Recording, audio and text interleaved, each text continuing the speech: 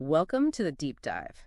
Today, we're looking at something, well, pretty ambitious. Yeah, definitely ambitious. It's one individual's vision for justice and ease of living across the globe. We've got the source material here, basically an invitation for partnership. And what's really interesting is how it's framed, not as a job application, but as like an independent mission to build a legacy. Exactly, a legacy. It's about creating real, lasting global well-being, kind of outside the usual institutional channels, at least initially. So for you listening, understanding the plan, the foundations they've built, and this partnership idea that's key. Right. The source says the driving force is a belief that nothing is more meaningful than uplifting humanity. You can feel that thread running through it. So our goal here is to unpack the actual initiatives already built and get into how this collaboration model is supposed to work.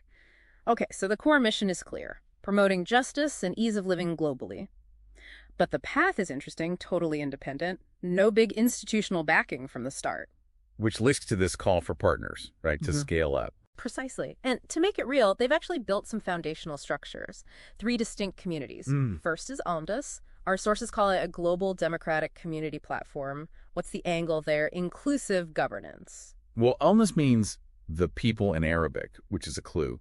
The idea seems to be a decentralized setup, trying to avoid, the usual top-down power dynamics in global projects. So more grassroots. Yeah, sort of a modular approach where different voices can actually feed into decisions. Interesting. Okay, second, Akrmna, a scholarly community for higher law, ethics, jurisprudence. What's higher law mean here? Good question.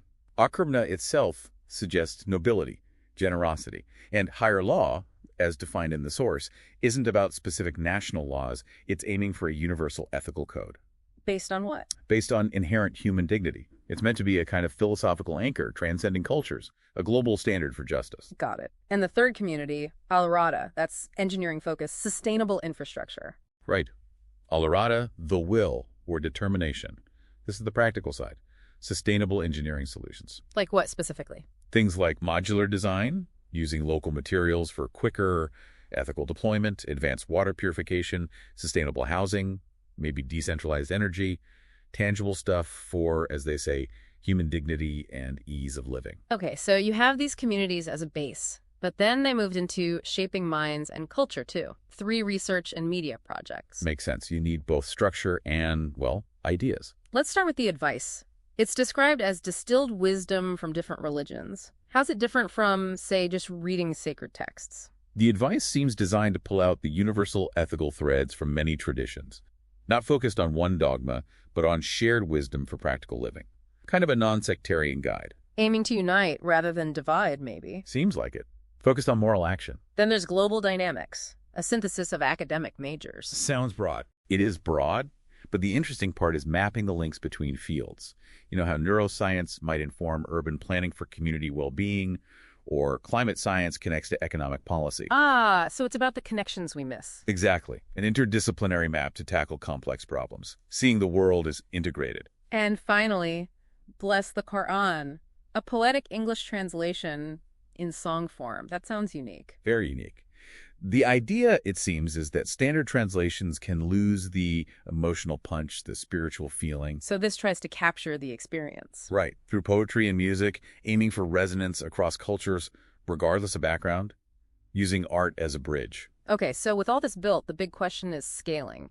How do you grow something like this independently? And that leads to the partnership model. 3 key principles offered to potential partners, institutions, philanthropists, individuals. First is equity-based collaboration, transparent profit sharing. But how do you measure equity or profit when the goal is justice, not just money? That's crucial. The equity here seems tied to impact metrics defined in the source. Things like carbon footprint reduction, access to clean water metrics, community well-being indicators. So the profit is linked to positive change. Exactly. Partners become stakeholders in the actual mission's success, not just financial return. Second principle, democratic governance. Majority vote decides things. How would that work with potentially global partners? The proposal mentions a transparent system, maybe even blockchain-based voting. The goal is verifiable, equitable decision-making. Every partner gets a voice, big or small. Okay. And the third thing is a long-term vision, building systems that last. How does this independent approach guarantee that compared to maybe short-term grants? Well, the independence is key to that. It's free from, say, quarterly reporting pressures or shifting institutional agendas. The focus is on building resilient, adaptable systems designed for the long haul. For generational impact. Right. Aiming for something truly enduring. So wrapping this up for you, the listener, it's a compelling picture of trying to genuinely uplift humanity through systems built to last. And it's a direct call for partners who believe in that kind of, well, noble cause. And it leaves you with a thought, doesn't it? When you see individuals independently building these comprehensive foundations for a global well-being, Yeah. how does that change how we think about legacy? And what's the role for traditional institutions when these kinds of independent blueprints emerge? Something to mull over.